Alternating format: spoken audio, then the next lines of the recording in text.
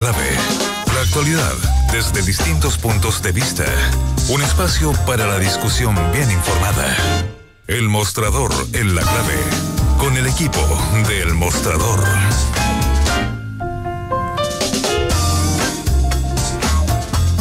Para que... Estamos con el Mostrador en la Clave. Está Iván Weissman, está Mirko Macari. Buenos días. Buenos días. Estábamos escuchando recién a Beatriz Sánchez. Que, algo escuché. Que va a estar, claro, va a estar muy...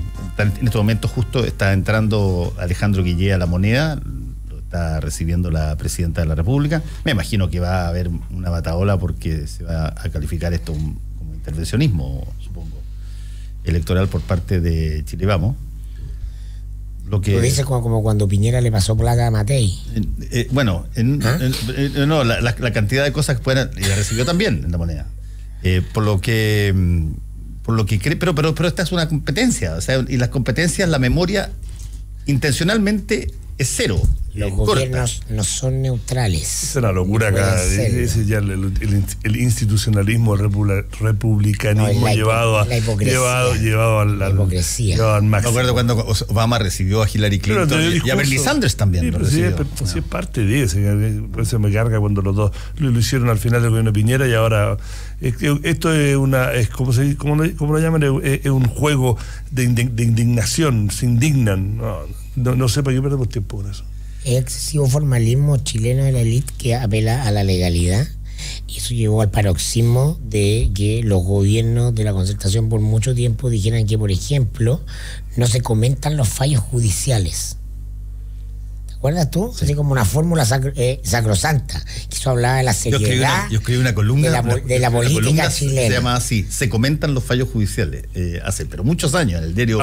Época, imagínate, en la época. Ahora, eso era muy antiguo. Ahora, para que no veamos que no somos una isla tan ese debate se hace afuera todo el tiempo. O sea, cuando de repente la Casa Blanca comenta un fallo en la Corte Suprema, hay escándalo en todos los medios, lo mismo en Gran Bretaña. Eso no es tan chileno. No, pero el comentar un fallo que ya está, que hay distintas variables. Tú puedes acatar un fallo, pero tienes todo el derecho de tener libertad de expresión respecto del yo no estoy diciendo, no estoy tomando partido, estoy diciendo que no vayamos al fondo, te hablo de la forma, recursos lingüísticos que pareciera que construyen realidad, porque por detrás todo el mundo opera. No, ahora sí vamos a estar entrando en los debates donde dice, mira, nosotros lo vamos a acatar, como si tuviesen opción, ¿no? ¿Viste? De repente La Moneda o alguien dice, no, nosotros vamos a acatarlo, pero no, o sea, hay que acatarlo. No, a ver, en el caso de la intervención, la Contraloría está ejerciendo cada vez un rol mucho más fiscalizador y bien, ellos son los que establecen cuáles son las reglas, tienen un instructivo hacia el gobierno para no intervenir en la campaña. Quiero que se entiende que sea un ejecutivo interviniendo en la campaña y un acto político completamente natural, como que la presidenta reciba al candidato de su coalición. Claro, pero es normal. O sea, bueno, vayamos un poquitito a lo que se viene encima. Tenemos muy poco tiempo para la segunda vuelta. Se han hecho un montón de evaluaciones. Sumas, cálculos. Tenemos temas, claro. Tenemos el tema de las encuestas y qué tanto afectaron todo lo que pasó y qué tanto de eso fue error. Qué tanto de eso fue intencional, qué tanto de eso es una patología chilena que nos ha llevado a tratar de hacer como si hubiese un padrón conocido cuando tú no sabes con voto voluntario quién va a votar. Y también hay todo este movimiento, este flujo que va a haber tanto en la derecha como en la izquierda, a ver cómo se consiguen los necesarios apoyos para el 17 de diciembre. ¿Con qué quieres partir? Vamos con los flujos de conversaciones. Partamos con la renuncia de Carolina Goich ayer y en menos de 24 horas el Partido Demócrata Cristiano, que se demoró más en apoyar a su candidata, terminó apoyando incondicionalmente a Alejandro Guillé. Está bien que fuese rápido. ¿No? Está bien. Pero créeme que ahí... le pasaron cuenta que fuese rápido, que fuese un país normal con políticos que se hacen cargo. No, la democracia cristiana se derrumbó, los números lo avalan, bajo un liderazgo de ella que no era y que salió dentro de los pocos que sí salieron elegidos, no es la facción que la apoyaba. Yo creo que está bien. Yo creo que está bien que salga, que no hubiésemos estado semanas hablando de la chimichuña, que uno dijo acá, en la cooperativa, otro no, que en la uno, que en el monstruo. No, ya, pum, fuera, la sacaron. No tengo idea de la interna con cuántas ganas ella se fue. Pero está bien que haya sido 24 horas, normal.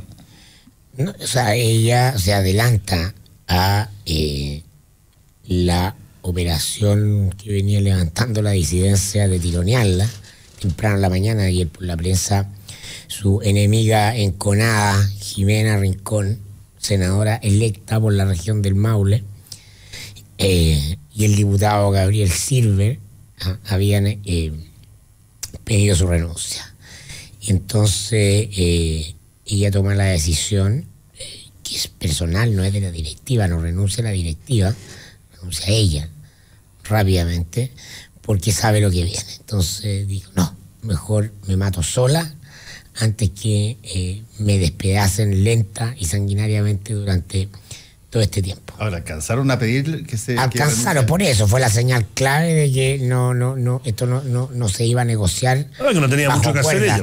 Está claro que ella quedaba sin poder. Sin poder, sin opción, pero sin sí nada. es cierto que ella maneja, tiene todavía un importante apoyo en la base de C.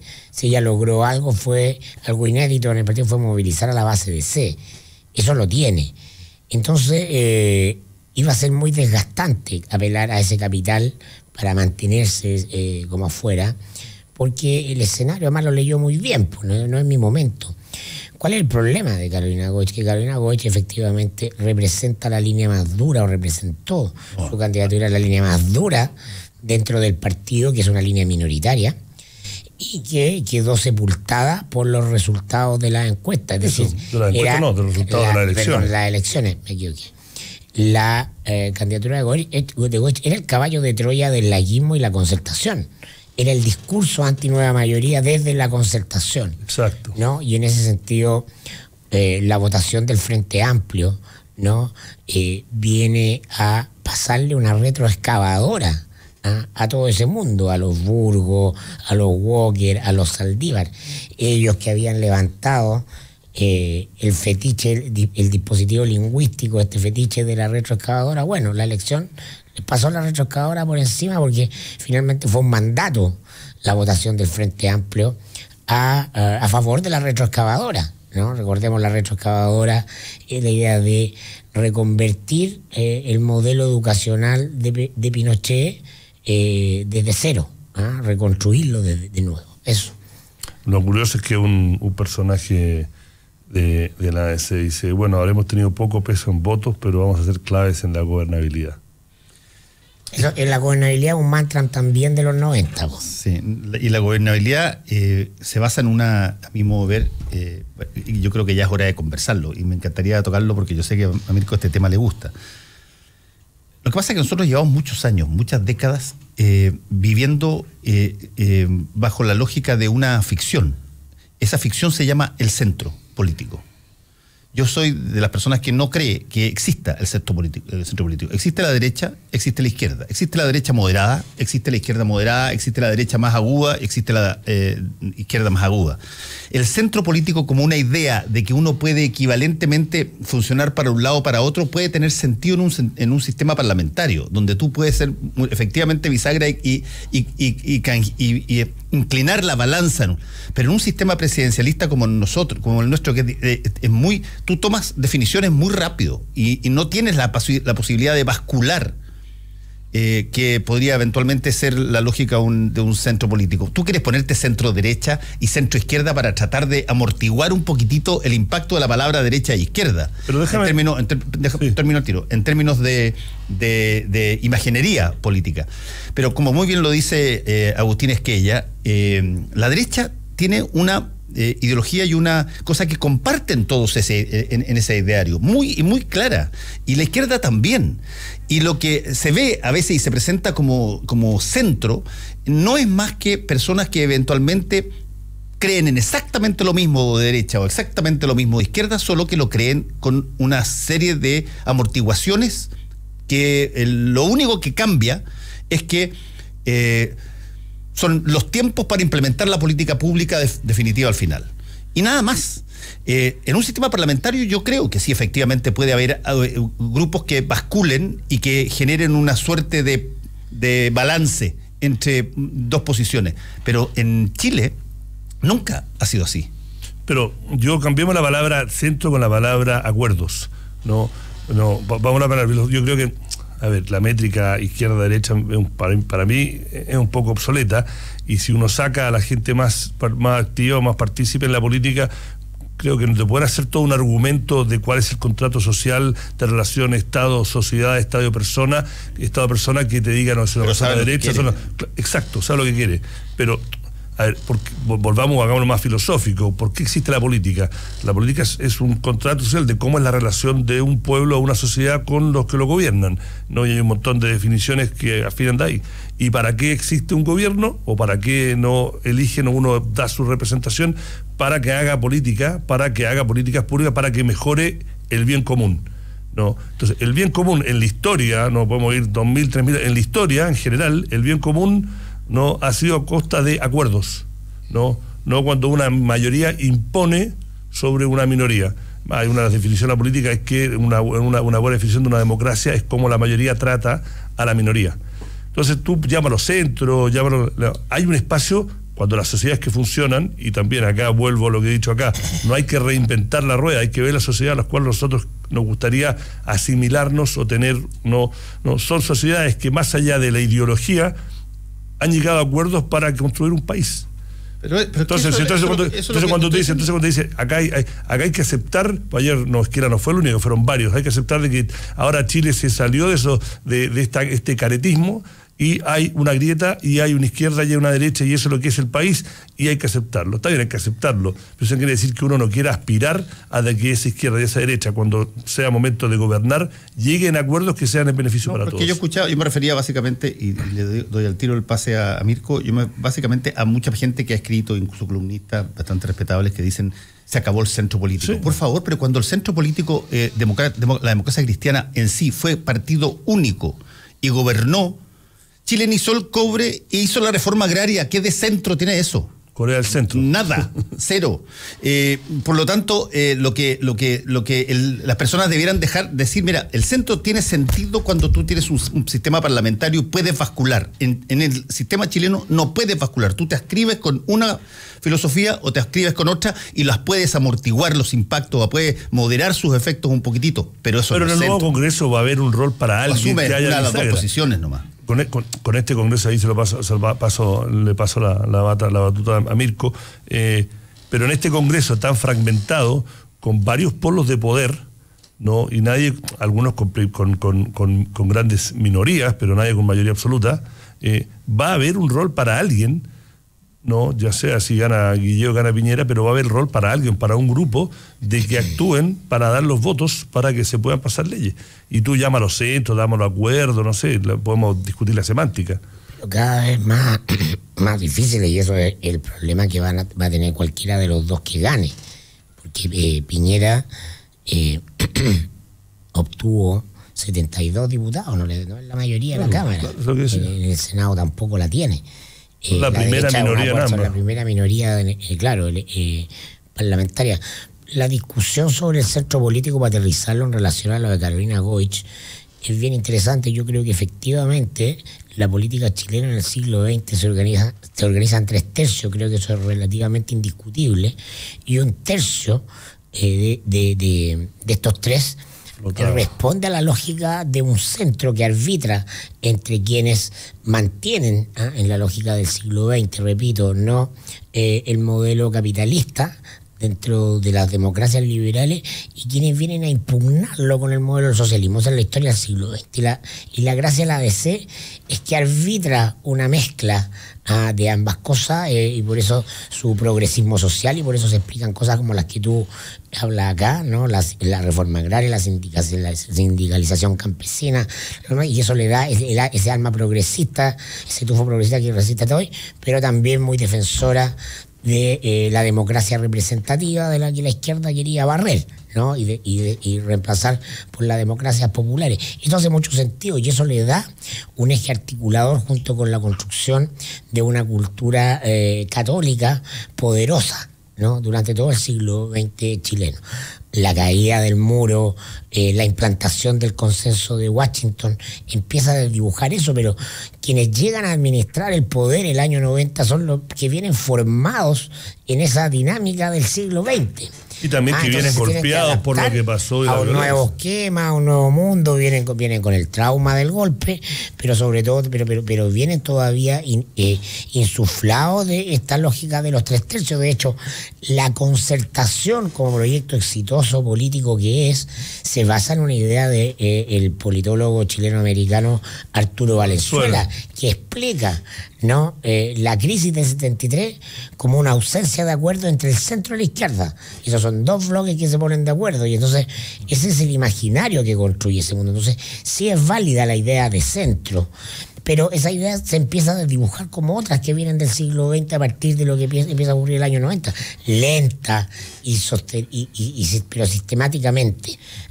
Y entonces, claro, hoy día la elección del domingo muestra que el centro es tierra quemada, y no existe. O sea, la fábula de Piñera de crecer hacia el centro, de apelar a la concertación, a Elwin, que es barrida la elección. Todos los íconos, salvo José Miguel Insulza, de la política noventera, son barridos de la elección, ¿no? Entonces, ¿dónde va a ir a crecer Piñera? Esa es la pregunta. El Goich se ve un problema político porque está en el vacío, porque no tiene electorado. Es un electorado menor, y eso la lleva al peor resultado histórico que ha tenido nunca la democracia cristiana. Pero déjame darle y que la retrotrae a la idea del camino único. O sea, es la tesis del camino único lo que termina redundando en la debacle electoral de la DC. Porque si Fuad Chahín hubiera ido de candidato a senador con Huenchumilla dentro de una lista de la fuerza de la mayoría, salen los dos. Y entonces viene esa cobrada de cuenta. Dale. No, lo que yo decía, pero también desde el punto de vista más filosófico nuevamente, también el centro, no hay otra palabra, pero también el centro se empieza a romper porque también aparecen líderes de las facciones, y ellos también no son un fenómeno chileno, aparecen líderes ya sea de la derecha o de la izquierda, para usar la semántica, la nomenclatura del siglo XX, en que le empiezan a liderar a los seguidores de que es posible la visión extrema de ellos, que también es una falacia, porque cuando llegan al poder eso no es. ¿Y qué crea eso? Crea más frustración con la política. Porque no, por el nombre que quieras, pero no Trump, así, el ejemplo más clásico, no va a poder hacer casi nada de lo que prometió. Dada la composición del Congreso ahora, cualquier promesa que haga el señor Guillé, imaginemos el compromiso que ayer Mirko decía, imagínate que el Frente Amplio le da el apoyo y dice, pero yo quiero acá no más AFP. Bueno, digan no más AFP. Por eso que el Frente Amplio no le va a dar el apoyo. Pero déjame darte el ejemplo. Imaginemos que sí, bajo esa condición. Pero Guille va a decir, y la gente se va a leonar. La gente que no sigue la política en la letra chica, se va a leonar, la gente que apoya esa posición, y va a creer que con Guille presidente se van a acabar las AFP, y eso es una falacia. No se van a acabar con el Congreso que existe. Entonces también crear estos liderazgos basados prometiendo de que tu visión más extrema, no de centro, es plausible, pasa muy poco. Hay de repente unas olas de cambio democrático en que le dan un poder absoluto a un partido y un gobierno, y que se dan las circunstancias. Lo más cercano fue este segundo gobierno Bachelet, más o menos. Pero igual habían fuerzas institucionales, fácticas, etcétera. Entonces, apelar a que olvidémonos que existe el centro, porque la verdad es que acá hay una derecha dura, hay una izquierda dura, y eso es lo que hay. Bueno, está bien, es lo que hay, pero en la realidad no pueden gobernar. Pero no es que no puedan gobernar porque no hay centro, no pueden gobernar porque las oposiciones están sumamente claras hoy día. Cualquiera que gane el 17 de diciembre va a tener probablemente incapacidad de generar quórums para muchas de las cosas que quiere hacer, porque tiene una oposición, llámese como se le llame, el centro tiene una oposición lo suficientemente grande como a que pueda bloquear una serie de cambios trascendentales, tanto para Piñera como para Guille. Y por lo tanto, las negociaciones que tú tengas que hacer, tiene que ser con eso en arriba de la mesa. Mira, una de las sin entrar porque ya pasó, pero uno de los mejores análisis de la sobrereacción de los mercados financieros ayer a los resultados electorales lo hizo Sergio Lehmann, que es el economista jefe del BCI y que antes trabajó por mucho tiempo en el Banco Central. Y él escribió un comentario que dijo: la verdad que fue una tremenda sobrereacción, hasta cierto punto media lógica, porque incluso si los actores financieros no quieren, pero incluso si gana Guille, la composición de este Congreso le va a impedir que haga cualquier cosa radical. Lo más negativo, si uno quiere verlo desde el punto de vista de la gente que lo pone nervioso, es que no va a poder hacerle cambios a las dos reformas que ha prometido Piñera, que es la tributaria y se volvió la segunda. Pero bueno, el punto es que tampoco... La laboral, creo que era. Entonces, sí. Entonces con el Congreso, como está compuesto, no. Pero tampoco va a poder pasar nada radical de las cosas que él ha prometido. Entonces va a estar un status quo. Entonces su análisis de que era que los grandes puntos macro de la economía de Chile van a ser más o menos los mismos por los próximos 4 años, sobre todo los primeros 2, dice él, y que hubo una sobrereacción. Claro, porque el Congreso está dado en una forma de que ninguna de las dos partes va a poder hacer algo muy dramático. Ahora, efectivamente, Chile es un país muy presidencialista y tiene ciertos poderes de que pueden hacer ciertas cosas. Claro, eso en la lógica de que un gobierno, que yo creo que se cumple por lo menos para el periodo que viene aún, porque el gobierno que venga es parte igual de la vieja política, de la premisa de que la fuerza y el poder están en las mayorías relativas en el Congreso. Y eso es cierto, pero es parcialmente cierto. Toda esta discusión, lo repito porque este ha sido un punto que no soy original respecto de mí mismo, lo vengo planteando hace rato, que tuvo esta conversación con Beatriz Sánchez en la mañana respecto de las encuestas y por qué las encuestas se equivocaron. Bueno, buena parte de esas encuestas no se habían equivocado antes. Voy a poner específicamente la CEP. La CEP logró anticipar relativamente bien, con un número diferente, por cierto, en el caso de la candidatura de Evelyn Matei, pero en los números gruesos logró adelantar el escenario de triunfo de Michelle Bachelet, ¿no? Y el resto de las encuestas, la Academia no existía todavía, pero en ese minuto la DIMAR también. Entonces, lo central es lo que ustedes hablaban con la Beatriz, ¿no? Este circuito de construcción de realidad, ¿no? Si algo funcionó de manera homogénea en Chile durante mucho tiempo, fue este circuito de construcción de realidad. El movimiento del 2011... Eso tiene un nombre técnico que después te lo voy a decir. ¿Sí? Sí. No sabía que tenía un nombre técnico. Tiene un nombre técnico que se amplía en términos en psicología social, que es muy interesante, que en inglés se llama group thinking. Sí. Que es cuando tú generas... que todos piensen igual. Claro, generas una idea que se va adoptando a medida que se masifica más o menos la misma. Y tú tienes requisitos para ingresar. Por ejemplo, tú te metes a ese grupo, que puede ser el grupo que tú quieres, o el aspiracional, o el que conversa en tu barrio, o el de los padres y apoderados del colegio, y empiezan todos a repetir determinadas cosas. Y tiene ciertas características. Por ejemplo, como ese grupo o esa burbuja funciona básicamente bajo el mismo tema, genera una ilusión de unanimidad. Entonces los tipos dicen: oye, pero ¿cómo no va a ganar tal candidato si todo el mundo está con él? Porque lo único que has escuchado hablar es básicamente la persona con la que te relacionas. Quien tiene incidencia sobre la construcción de ese circuito es quien finalmente domina la agenda, claro, ¿no? Y quien finalmente va a someter al Congreso, porque el Congreso, como un órgano de representación, es hipersensible a los climas de opinión pública y por lo tanto de los votantes, ¿no? Entonces está alineado con eso. En una política débil está sometida a eso. ¿Qué ha pasado en Chile? Ese mismo circuito que estableció que la candidatura de Beatriz Sánchez, para ponerlo en el caso concreto de la encuesta del CEP, ¿no?, la arrojaba en una votación del, creo que era el 10%, 11%. El 10%, yo la última persona... Algo así, y entonces eso pautea el conjunto de medios de comunicación, y la primera pregunta que todos los periodistas y todos los medios le hacen a Beatriz Sánchez es asumir como realidad que Beatriz Sánchez está lejos de Guillé, no va a pasar a segunda vuelta, y la pregunta es ¿qué va a hacer usted en segunda vuelta? Y eso es lo que domina la agenda. Entonces, independiente de la respuesta de ella, el que está escuchando, como está escuchando este programa, dice, Beatriz Sánchez no va a pasar a segunda vuelta, va a pasar. Entonces, eso crea realidad, eso se llama crear la realidad. Por ejemplo, respecto del gobierno, buena parte, ¿no?, de esta distancia que hay entre el clima previo, ¿no?, y lo que ocurre en la elección tiene que ver con que ese mismo sistema crea la realidad de la retroexcavadora. Y se asume como verdad y se repite. El país no quiere cambios radicales.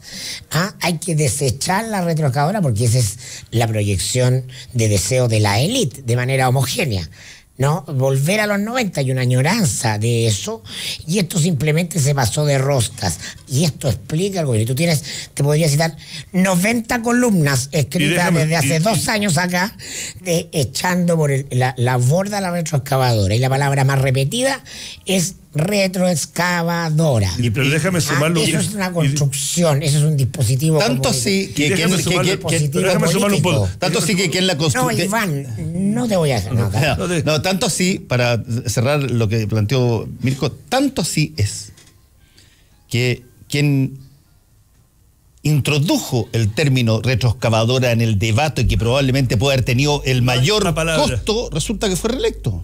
Y no ha dicho una palabra, sí estuvo calladito. Claro. Mirko, en la última... Jaime Quintana fue reelecto. Los últimos 2 minutos, cuando agarraste vuelo, parecías un Pinochet en sus últimos años hablando enojado. Sí, señor. Yo aspiro a ser dictador. Sería un muy buen dictador, sería lo buen... Oye, no, pero yo quería sumar lo que dice Mirko. No solo es verdad que se construye esa realidad, pero ¿por qué además se construyen estos 2 centros? Ayer, no solo la editorial que leyó parte en Mirko ayer del Mercurio, la tercera tuvo una muy parecida, y ayer yo me ganó mi temperamento a mi cabeza, me puse a discutir por Twitter con Bernardo Fontaine, uno de los hermanos, que también es un mismo argumento, y yo le dije, mira, esta es la falta, la ausencia de cualquier tipo de liderazgo que existe en este país, en que todo lo tiene claro, esa realidad que se construyó. Cualquier cosa que no sea esto es Venezuela. Claro. Y eso no hay nadie que esté en el medio, porque tú sabemos que, claro, dicen, no, que queremos estar... No, nadie quiere, bueno, no sé si nadie, pero... ¿Puedo recomendar un libro? Hay una discusión que se tiene que dar que no es... Corea del Norte y Chile. Pero hay cosas entre medio. Pero la pregunta es, no ¿por estoy qué de acuerdo. lo dice Bernardo Fontaine? Pero estoy de acuerdo, estoy validando tu argumento con la voz de Pinochet que hiciste irnos a la pausa. ¿Por qué lo...? Vamos a la pausa, ¿no? Bueno, ya vamos a la pausa. Oye, pero antes de ir a la pausa, ¿puedo recomendar un libro?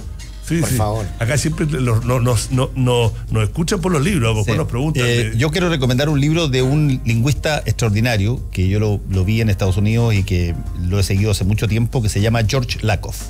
George Lakoff tiene un libro que se llama No pienses en un elefante. Y él dice de que toda la batalla política... ya me gustó el título. Y toda la batalla política consiste en quién instala... voy a usar la palabra en inglés porque es más precisa que en castellano, pero hay sinónimo. ¿Quién instala los frames, los conceptos sobre los cuales se discute? El que instala los conceptos sobre los cuales se discute, ya ganó. Ese es el que gana. Por supuesto, claro, estoy de acuerdo. Es el que gana. Y George Lakoff dice, por eso que él dice, a ver, no piensa en un elefante, porque resulta que en el momento que te dicen elefante, estáis condenado a pensar. No tienen ninguna posibilidad. Los temas y los términos. Y los términos en los que se... la frontera lingüística de la conversación. No, esa posverdad de que todo lo público es malo que se dio en Chile también. Hacemos una pausa y volvemos. No le hacemos el quita a ningún tema. Combinación clave por la 92.9. Hora clave. 9 de la mañana, en punto. 92.9. Somos como tú. Somos la clave. Sofía abrió un negocio, una peluquería. Hola, adelante. Y ella sabe lo importante que es estar 100% en línea con el estilo, 100% en línea con sus clientes y 100% en línea con su negocio. Por eso Sofía se hizo cliente de Transbank 100% en línea. Entra tú también en transbank.cl e incorpórate y podrás vender desde 48 horas con Visa, Mastercard, Magna, American Express, Diners Club o Red Compra. 48 horas hábiles según sistema de agendamiento para instalaciones. Para hacer un buen negocio, necesita ser un gran anfitrión. Para organizar un seminario productivo, debe elegir el lugar correcto. Visite Hotel Los Nogales y compruebe que superaremos sus expectativas. 5 salones de hasta 300 personas con equipos audiovisuales, estacionamiento y Wi-Fi de alta calidad. Cotice en hotelnogales.cl o al 223-356958. A 2 cuadras del Metro Estación Los Leones. Hotel Nogales, Los Nogales 741 Providencia. Si tú eres de las que se preocupa de dar lo mejor a tu familia, la que da su receta por Facebook, la que da sin esperar nada a cambio, la que da ideas para el fin de semana, la que da consejos por WhatsApp, la que da orden y malcría, la que da permiso, la que da su hombro, la que da amor...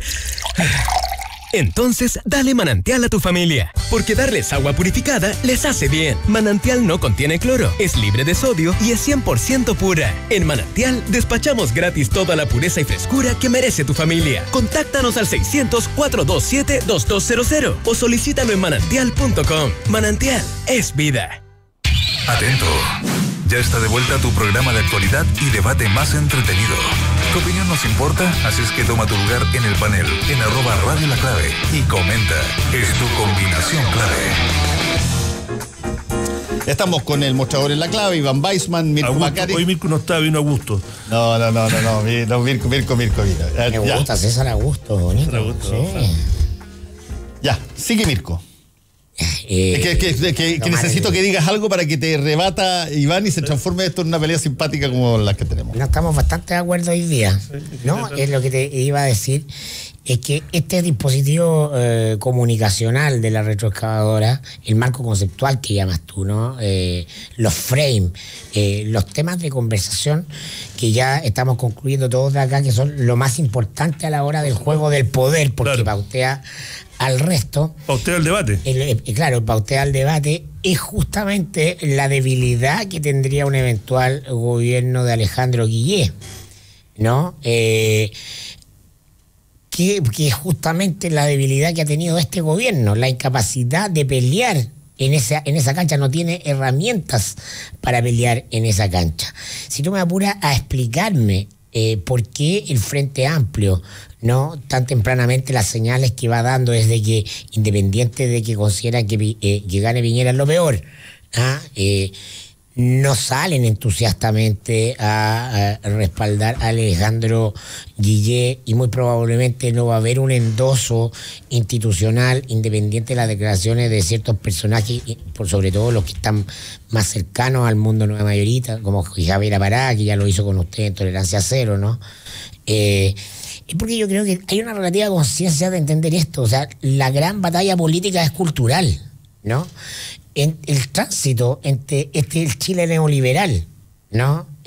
Administrado por una élite que se expresa tanto en la alianza de centro derecha como en la alianza de centro izquierda, ese tránsito hacia un nuevo grupo político que incorpore las lógicas de los derechos sociales e instale la conversación, un refresh de lo colectivo, requiere un tiempo para que sea eficaz una transformación de aquellas cosas que se quieren modificar del sistema neoliberal en Chile, y digo del sistema neoliberal y no del capitalismo, porque nadie quiere abolir el capitalismo, ni siquiera el Frente Amplio, ¿no? Se requiere construir poder ahí. Las encuestas, ¿no? Al ser derrotadas el domingo por el resultado de Beatriz Sánchez, porque no son radicalmente equivocadas, sino que se equivocan en dos cuestiones: subrepresentó a Beatriz Sánchez y sobrerepresentó a Piñera. En el resto estuvieron... ahora está como el tipo, claro, que los tipos decía ayer. No, pero Caño se defendía. Oye, si no estuve tan mal, si no hubiese sido por... Claro, es como si Chile le ganaba a Paraguay, empataba con Bolivia y no perdía con Brasil, se clasificaba. Si Chile no estuvo tan mal, por favor. Si mi tío Jorge tuviera pechuga, sería mi tía Georgina. Pero complejicemos la conversación. No, acá hay que ser banales. Complejicemos la conversación.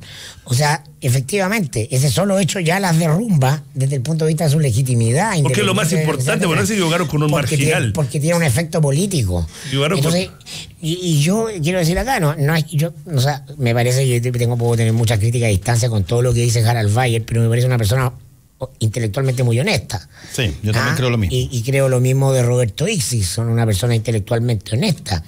Entonces se equivocaron, pero se equivocaron porque están formateados en un frame que no da cuenta del nuevo escenario, de la nueva realidad. Finalmente, aquello donde tú enfocas tu atención, donde tú pones tu conciencia, es la realidad que tú creas.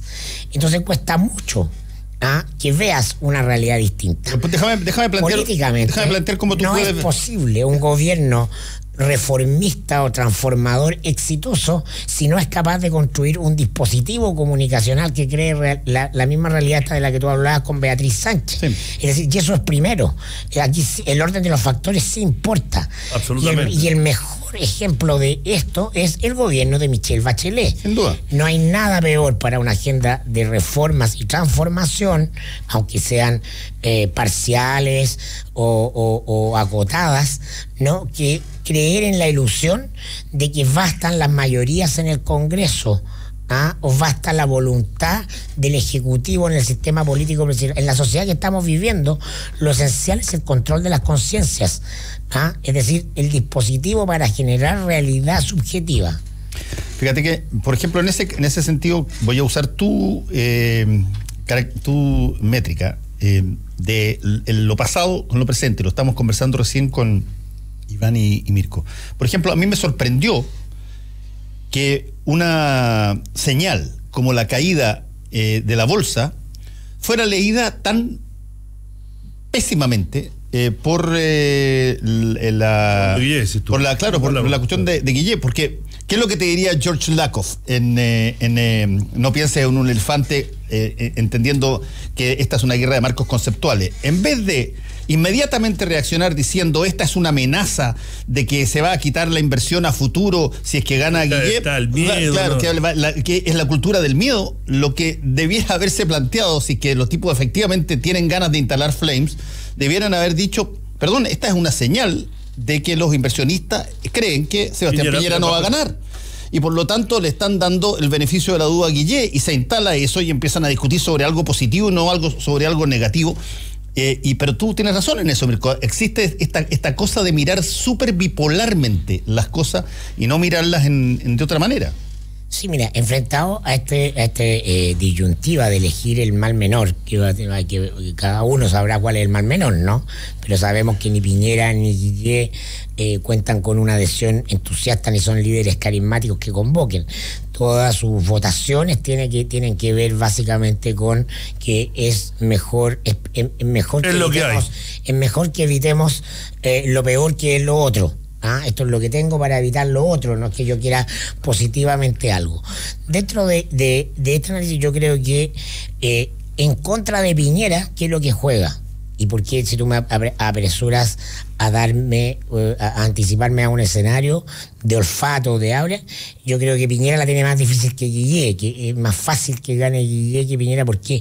Porque cambió el clima. Este dispositivo comunicacional del que hablamos es el que genera el clima, el que te da la atmósfera, la dirección del viento.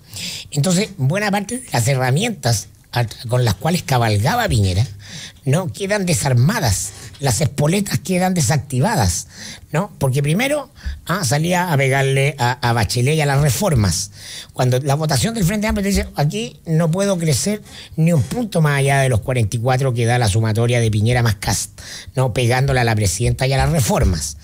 No puedo volver a enarbolar el discurso de parar la retroexcavadora, ¿no? Porque no hay un voto más por ese lado. No puedo apelar al centro y al retorno de la concertación y los acuerdos y pongo la foto de Elwin de Nueva La Blanca, porque esa es tierra arrasada. Se va completa con Guillet, quedó completamente derrotada la apuesta concertacionista detrás de Goich, ¿no? Y entonces tienes que aritméticamente está por sobre Piñera Guillet hoy día en 700.000 votos. No, esa es la realidad de hoy. Pero sobre todo, y lo más importante, es que Piñera, que tiene una mayor capacidad política, que tiene detrás de sí una minoría mucho más relevante que la minoría de Guillet, tiene un problema electoral, ¿no? A pesar de su solidez política. Y lo otro es analizar la situación de Guillet, ¿no? Él tiene esta ventaja del cambio de clima, quedó en un vacío el discurso de la derecha del fin de parar la retroexcavadora y echar abajo la reforma, pero tiene un problema político grave. Tiene un problema político grave que expresa es solo un liderazgo carismático, Guillet, y no es capaz de articular con entusiasmo un eventual gobierno. Es decir, el problema de Guillé no es menos electoral ahora que político hacia el futuro. Lo que estamos viendo, lo que hemos visto todo este tiempo en la candidatura de Guillé, es una debilidad política aún mayor que la que observamos del gobierno de Michelle Bachelet todo este tiempo. El nivel de crítica que hay desde los partidos que conforman su base de apoyo hacia la persona del candidato se expresa cuando el candidato dice: no es mi tarea liderar esta conversación. Es decir, yo no voy a hacer política. Y eso es un ruido, una disonancia muy poderosa. No, yo creo que acá es interesante ver cómo se van a dar estas próximas 3 semanas, porque acá lo conversé y se lo preguntaba en varias conversaciones en el último año tanto a Roberto Méndez, a Isingson, cuando vino a diferentes programas. Me decía, ¿qué porcentaje? Y ahí yo soy sospechoso porque no lo hicieron, nunca lo midieron, porque nunca había una respuesta numérica. No, ¿qué porcentaje de este gran rechazo que se le achacaba a Bachelet y sus reformas, que no osciló entre el 60 y llegó a estar al 70, 75%, no, era por la gente que decían que no fue agresiva suficiente o progresista suficiente, o por la gente que no se le pasó el tejo a esta señora, se fue demasiado a la izquierda, ¿no? Que era el argumento de los poderes fácticos, ¿no? Obviamente Piñera se compró la tesis de que la gente pensó que esta señora se fue demasiado al progresismo y hizo toda una campaña en contra. Y la verdad es que más o menos, y el tiempo dirá, fue relativamente acertado. Pero no tanto. O sea, no tanto. No tanto, porque los resultados no fueron eso. Necesario, pero no suficiente. Claro, pero si hubiese hecho lo que esa noche Chadwick dijo en T13 el domingo en la noche, que le daría la medalla de oro, si no plata, si hubiese Juegos Olímpicos, medallas por darse una vuelta de carnero en poco tiempo, dijo, si no todas las reformas de esta señora estuvieron mal hechas, y algunas que estuvieron bien. ¿No? Está complicado. No, está bien, entonces no hubo nunca ese argumento. Y por otro lado, estamos nosotros creando, usando los términos de Lakoff, estamos un poco creando este framework de que ¿cómo se llama? Guillé no tiene plan de gobierno, no es político, es flojo, que no se las cree, que no va a tener muchos problemas en gobernar. A ver, démonos un poco beneficio de la duda. Ahora, yo estoy contigo, Fernando, lo conversábamos ayer con un economista diciendo, eso es lo que tendría, o sea, si estáis jugando, estáis en la cancha, y tu primera debilidad de que, porque vas a tener una posibilidad, es la guerra del terror de que se viene el país abajo si tú sales, tenés que salir con la bandera, adelantarte. Pero, por favor, ¿tú te acuerdas? Mira, yo siempre he puesto este ejemplo que es publicitario. En Estados Unidos tú te debes acordar cuando sale la Coca-Cola con la nueva Coca-Cola, cambia la fórmula. ¿Te acuerdas tú? Sí, por ahí duró como 2 semanas. Duró como 2 semanas, como a finales de los 80, por ahí una cosa así, o a principios de los 90. Y la Pepsi saca inmediatamente un aviso que dice, pone una Coca-Cola y una Pepsi con un letrero grande en los diarios y que decía el aviso: durante 40 años nos hemos mirado a los ojos fijamente. Ayer uno pestañeó. Cuando sacó la... Yo me acuerdo, fue catalogado uno de los mejores avisos del año y en las clases uno los usa. Ayer Alejandro se perdió la oportunidad de hacer lo mismo.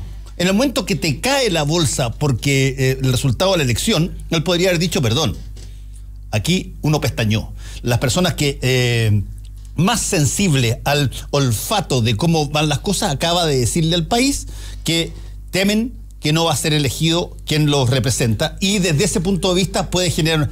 Pero no. Empezaron con la lógica, como dices tú muy bien, Mirko, esta lógica del siglo XX, de considerar que cada acción que hace el rival no es una señal genuina, sino que es una amenaza. Claro, y además... Por tanto, tenían que ver que esta cuestión es una manera de artificialmente tratar de meter cuco. Y además cuando quizás era genuinamente una reacción... Una reacción sobre todo de afuera, una reacción lógica, una relación lógica de cómo tomas decisiones con tu activo financiero, una relación totalmente lógica. Totalmente lógica. Pero bueno, yo creo que ahora está... Ayer, mira, las últimas 48 horas ha habido tanta diaria de minutos de noticias que no te podría decir el análisis que acaba de hacer Mirko de que la tiene un poquito más fácil Guillé que Piñera. Sí, creo que las dos la tienen, yo creo que los dos la tienen muy difícil. Perdona, es que depende del punto de vista que lo analice, porque desde dónde estás haciendo el análisis, o sea, desde la premisa.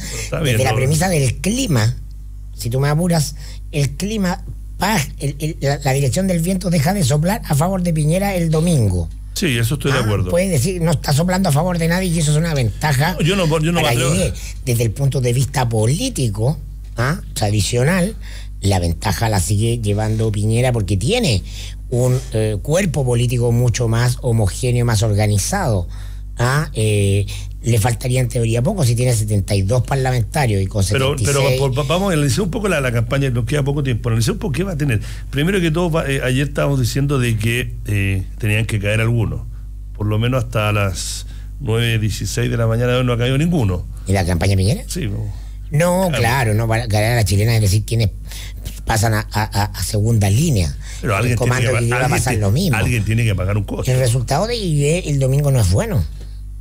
Es la peor votación de ese sector en su historia, desde el 90 en adelante. Pero dividido, cuando parecía que había algo más, no había algo más malo que el 29% de Frey. Sí, pero Frey tenía solo a medio, acá tuvo, no sé, bueno, no voy a poner a defender. Sí, en realidad, aquí no, tuvo a Meo y a Arrate. Pero en el caso de acá, tú tienes que incluir a Carolina Goich para hacer la comparación con el 2009. Pero Guillermo es más que su sector como líder, eso quiero decir. Es decir, tiene la votación tradicional. Si el gran golpe. Ahora la gente le va a pegar una segunda mirada, pero yo estaba hablando un poco más de la. Si el gran golpe es la aparición de este 20% de votantes de una coalición nueva. Ese es el shock. Ahora, vamos a ver qué tan dúctil, qué tan líquido políticamente, porque hay que tener, te digo que es una cosa que hay que mirar, porque este es un ejercicio político inédito. Y rápido. Son 3 semanas y media. Muy rápido, y que tengan que hacer una evaluación sobre qué hacer y cómo. No va a ser una cosa sencilla. Creo. Cuando yo salté al vacío en marzo y dije, veo tan difícil que Piñera llegue a ser presidente, porque calculé siempre que era muy fuerte y muy fácil de utilizar el antipiñerismo en Chile. Ese antipiñerismo hasta el minuto no se articuló, ¿no? Empezamos a ver a partir del resultado de que Piñera está por debajo del 40%, que algo de eso también hay. También hay algo endosable a la figura de lo que representa Piñera. Pero ¿qué va a hacer Piñera? O sea, realmente a mí me interesa desde el punto de vista del operador político, del asesor político. ¿Qué hace Piñera esta semana y media? Empezaron y van a mandarle algunos parlamentarios electos con muy buena votación de su sector, empezaron a mandarle mensaje. Hoy día están haciendo una minería de datos, tengo entendido, en este minuto. Sí, es verdad. También me lo contaron ayer. Francisco Chaguán, que sacó una muy buena votación en la región de Valparaíso, sacó una frase que está en Twitter y en todas partes diciendo sería muy inconveniente que, mirá lo que te voy a decir, que Sebastián Piñera izquierdizara su discurso para ir a buscar votos. Cuando a ti te están diciendo eso, qué sé yo, es que ¿desconfías tú? ¿Tú crees que Sebastián Piñera va a ir a izquierdizar y ir a pedirle los votos a la democracia cristiana? No tiene mucha opción, o sea, no va a sacar más.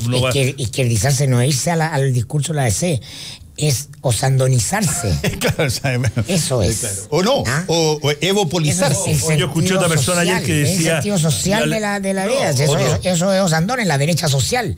La derecha que te habla de la injusticia, que te habla de las inequidades, que te habla dentro de un marco conceptual de el desgaste que genera el tipo de vida economicista que lleva.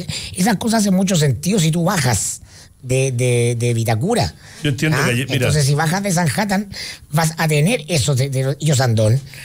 El voto de Osandón, ¿a dónde se fue en Puente Alto? A la Bea Sánchez.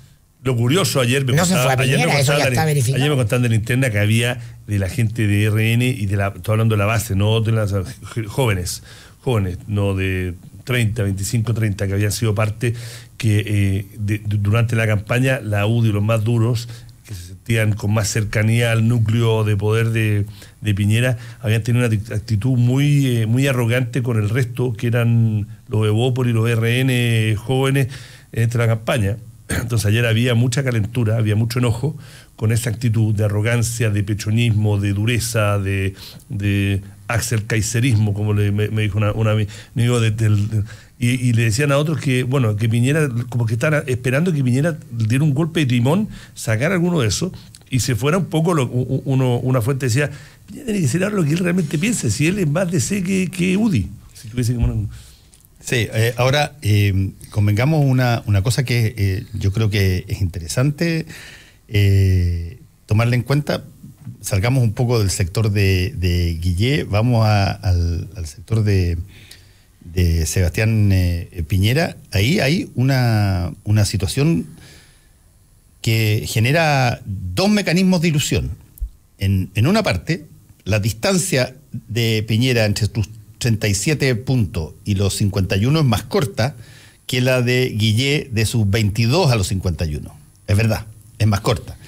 Pero probablemente es mucho más difícil. Pero en política 2 más 2 no son 4. Exactamente. Probablemente ingenieros comerciales. Es verdad. Y probablemente es mucho más difícil. Y por lo tanto, debe haber mucha gente como Chaguán que están preocupados por ver qué hace Piñera, porque este es el típico momento en que Piñera se autonomiza y no tiene ni un problema. Se autonomiza y él decide qué estrategia es la que hay que seguir, más aún tomando en cuenta una cosa que no hay que olvidar. La UDI se jugó entero que iba a ser el partido número 1 y que copaba la campaña de Piñera, y resulta que Renovación Nacional le gana, saca más, y Evópolis saca cualquier cantidad. Por lo tanto, la derecha más moderada pronto es mayoritaria dentro de Chile Vamos. Y la foto de hoy es Piñera flanqueado por Felipe Cas y por Francisco Chaguán. Exactamente. Bueno, ahí estamos. Entonces, yo te digo, por ejemplo, en cualquier país, yo lo echo de menos en la UDI, y es cierto, la Pepa Hoffmann ayer pidió la cabeza de la Jacqueline Van Rieselberghe, pero la Pepa Hoffmann es una diputada, no lo hizo como en el caso de la Democracia Cristiana, que hubo varios ahí parlamentarios. No es un movimiento. No es un movimiento, no es un movimiento, una facción. Pero la UDI tuvo un descalabro desde el punto de vista de su expectativa, y muy importante. Y Renovación Nacional, yo lo he insistido varias veces, con un Cristian Monkever súper piola, súper callado, rearmó sus cuadros, generó candidaturas súper competitivas, sacó más parlamentarios que la UDI, sacó más votación que la UDI, y nadie daba en ninguna encuesta ese resultado. Pero ese debate, esa pelea, esa noche, esos cuchillos largos van a salir después de la segunda vuelta. ¿Por qué? Porque el comando de Piñera pidió eso. No, porque hoy día es muy malo que era ese clima. También había aprensión en el mundo guillerista de que se desangre por la prensa la ADC estos días, y muy probablemente una de las armas más poderosas de Piñera va a ser Mariana Elwin y Jorge Burgo, ya diciendo que no van a votar por Guille. Claro. Y probablemente también. Y los medios lo van a inflar y le van a poner. ¿No? Independiente de eso, Guillé, es que sigo obsesionado, me parece más interesante lo que tiene que hacer Guillé, porque Piñera creo que tiene que hacer poco, y van a definir una estrategia razonable de acuerdo a la minería de datos, que van a ser lógica, y vamos a ver si les da o no les da. Pero en general la derecha es una minoría política en Chile, ahora es una minoría grande. Este 44 que suman Piñera y Cas es el mismo 44 Pinochet, el mismo 44 que obtuvo en primera vuelta Piñera el 2009. Claro. Si el problema que tienen es cómo crecer más allá, y eso ya es político, no es aritmético. No puedo estar más de acuerdo. Y bueno, ahí vamos a analizar todo. Creo que buena parte de eso depende hoy día, más que de lo bien que lo haga Piñera, de lo mal que lo puede hacer Guillé, o de lo bien que lo puede hacer Guillé. Ahora convengamos una cosa. La primera declaración de Guillé que yo lo escuché respecto de lo que venía, me parece a mí antipolítica por excelencia. Esa frase de decir, yo no tengo nada que negociar. Chancy Gardner. Chancy Gardner. Yo no tengo nada que negociar. O sea, y por eso le recordaba a usted, me recordó la película Invictus, esa película notable de Clint Eastwood sobre la llegada de Mandela a Sudáfrica, cuando en un momento dado está la crema, y el grupo suyo, déjame terminar, el grupo suyo de movimiento político decide cambiar no solamente la bandera de Sudáfrica, sino que decide símbolo del equipo rugby. La camiseta del equipo rugby sudafricano. Y Mandela se opone. Y va y hace una media intervención en el Ministerio del Deporte y dice, tú no le puedes quitar el color a los blancos. Si les quitas el color a los blancos, perdemos muchas más cosas. Y entonces le dice, ¿y usted qué va a hacer? Le dice a Mandela. Bueno, yo estoy haciendo lo que la gente pidió que hiciera, liderar. Y por lo tanto tengo que ponerme en primera fila, y si que hay que negociar las cosas que corresponden, y si que tengo que acordar, pero no puedo restarme del proceso, po. Menos en una declaración que antes de 24 horas de haber... Yo me leí el libro también, que en la película obviamente... El libro es bastante mejor que la película, pero la película es buena. La película es buena, pero que dice, hablando de política, y él le dice en ese mismo discurso, en esa presentación, que lo interpelan, porque él le está tendiendo una mano a los blancos. Y él dice, oye, ellos no tienen dónde irse. Ellos son tan africanos como nosotros, equivocados en su actitud, pero son tan africanos como nosotros, y tienen que ser parte, tienen que sentirse parte de lo que estamos construyendo. Tienen que tener algún símbolo. Claro. Si quitas su último símbolo, lo único que tienes es guerra. Hermano. Por eso la prueba política mayor la tiene sobre su espalda hoy día Alejandro Guillé. Yo entiendo a qué responde ese discurso, yo no tengo nada que negociar, porque ergo los políticos negocian, yo soy un líder ciudadano, no soy político, solo me apoyan algunos políticos, y el resultado electoral parlamentario, ¿qué me dice? Que como nunca se ha producido un fenómeno de renovación de rostros, ¿no? Y esa renovación de rostro tiene como principal consecuencia la jubilación de la primera línea de la generación que hizo política y negoció por muchos años, ¿no? Ergo, eso es una señal de que tengo que profundizar en la línea de el líder ciudadano que encabeza una coalición política. Yo siempre he dicho que eso es cuadrar un círculo, que ese es el problema real de Alejandro Guillé, que está adentro de su cabeza. Ahora, eso no significa que vaya a perder, pero es un lío político proyectado hacia el futuro tremendo. Pero convencamos del punto de vista completamente político. Si mañana o pasado o en 10 días la Bea Sánchez da un discurso con la pasión que dio el domingo en la noche y dice no, lo óptimo es enemigo de lo posible, pero no, esto es un paso, pero este paso significa que vamos a ir con todo por un proyecto... Pero no hay ficciones, hoy día la Bea Sánchez no va para allá, si tú la escuchas no va para allá. Está bien, pero yo estoy diciendo de que es fácil de que saque esos votos. Es fácil de sacar un voto. Hay que esperar un poco. Es fácil, sí. Puedes llevar esa votación a menos que... No, pero tú te estoy diciendo de la realidad. Si la realidad es que no gane Piñera, y Frente Amplio hace ese cálculo, y después lo pueden disfrazar, le pueden pintar los labios, le pueden poner una semántica y una nomenclatura para que parezca lo que no es. Pero si el mensaje es ese, esto estamos transando para que no llegue Piñera al poder y hay que darle todo nuestro apoyo, va a ganar Guillermo. Recomiendo ver hoy día la foto de portada de La Tercera, la reunión de Osvaldo Correa con Sergio Vittar y Alejandro Guillé en un ¿cómo se llama? Lobby del San Francisco, del Hotel San Francisco. Es la foto del Padrino. Oscura. Están todos dándole besos en la mano de la última escena. Los tres sentados, la cámara lejos, todo oscuro. Es una foto de lo no ciudadano y de la vieja política. La recomiendo verla porque esa foto no es casual, ¿no? Es un mensaje de campaña y va a ser leída como con una interpretación política, pero es muy buena. La política siempre, no diga la vieja política, siempre va a dar conversaciones en pasillo. Bueno, pero estamos en la definición de una campaña. Todo vale. Estamos en el... Yo quiero hacer un alcance a nuestra audiencia. Que la figura, de Vittar es compleja en el comando de Guillé. ¿Qué pasa? La figura de Vittar es compleja. Vittar, ¿quién creó el CAE? Fue el ministro de Educación del Lago que hizo el CAE. Si quieren los votos del Frente Amplio, tienen que sumergir a Vittar. Es más Atria y menos Vittar, si quieren los votos del Frente Amplio. No hemos visto Atria todavía. Yo quiero acá también hacer el alcance. En este programa de hoy hhemos hablado hemos hecho referencia en inglés, en latín, en libros de sociólogos y políglotos americanos.